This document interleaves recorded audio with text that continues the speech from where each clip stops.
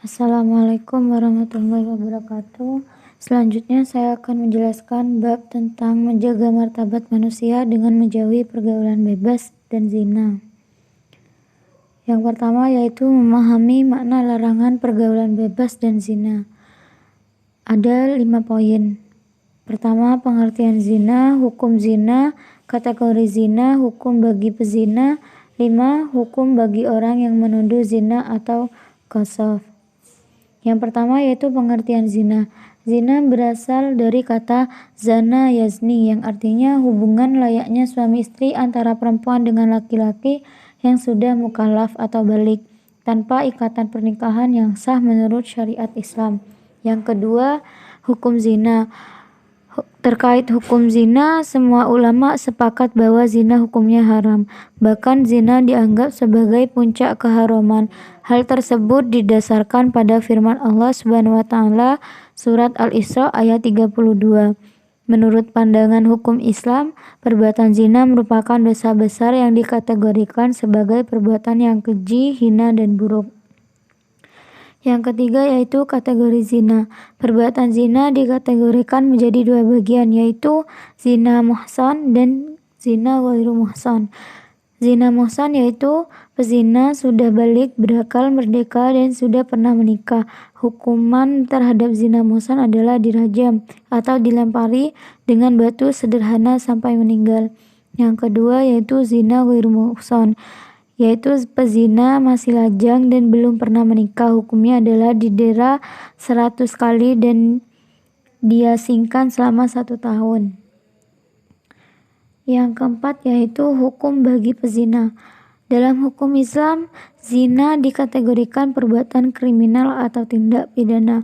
Oleh sebab itu, orang yang melakukannya dikenakan sanksi atau hukuman sesuai dengan syariat Islam. Hukuman pelaku zina ada 2, yaitu sebagai berikut. Di antaranya dera atau pukulan sebanyak 100 kali bagi pezina ghairu muhsan dan ditambah dengan mengasingkan atau membuang pelakunya ke tempat yang jauh dari tempat mereka. Hal ini didasarkan pada firman Allah dalam surat An-Nur ayat 2. Yang kedua yaitu dirajam sampai mati bagi pezina muhsan. Hukumnya rajam dilakukan dengan cara pelaku dimasukkan ke dalam tanah hingga dada atau leher. Tempat untuk melakukan hukuman rajam adalah tempat yang banyak dilalui manusia atau tempat keramaian.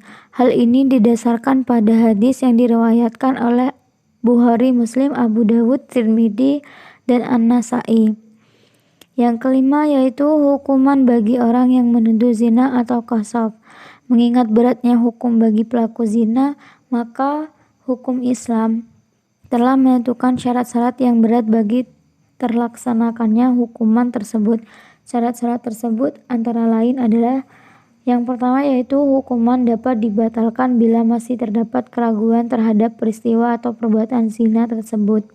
Yang kedua, untuk meyakinkan perihal terjadinya zina tersebut, syaratnya harus ada 4 orang saksi laki-laki yang adil, karena kesaksian 4 orang wanita tidak cukup untuk dijadikan bukti.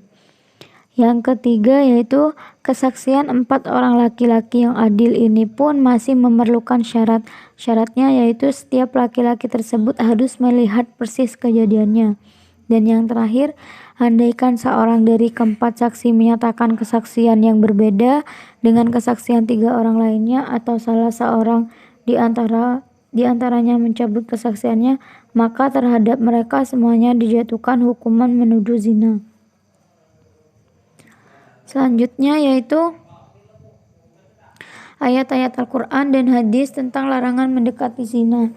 Di sini sudah jelas pada surat Al-Isra ayat 32 yang berbunyi Bismillahirrahmanirrahim wala taqrabuz zina innahu kana fahisyatan wa sa'a sabila, yang artinya dan janganlah kamu mendekati zina. Zina itu sesungguhnya sesuatu perbuatan keji dan sesuatu jalan buruk. Adapun kandungan ayat tersebut yaitu secara umum mengandung larangan mendekati zina serta penegasan bahwa zina merupakan perbuatan keji. dan sesuatu jalan yang buruk. Allah Subhanahu wa taala secara tegas memberi predikat terhadap perbuatan zina melalui ayat tersebut sebagai perbuatan yang merendahkan harkat, martabat dan kehormatan manusia. Karena bahayanya perbuatan zina, sebagai langkah pencegahan Allah Subhanahu wa taala melarang perbuatan yang mendekati atau mengarah kepada zina.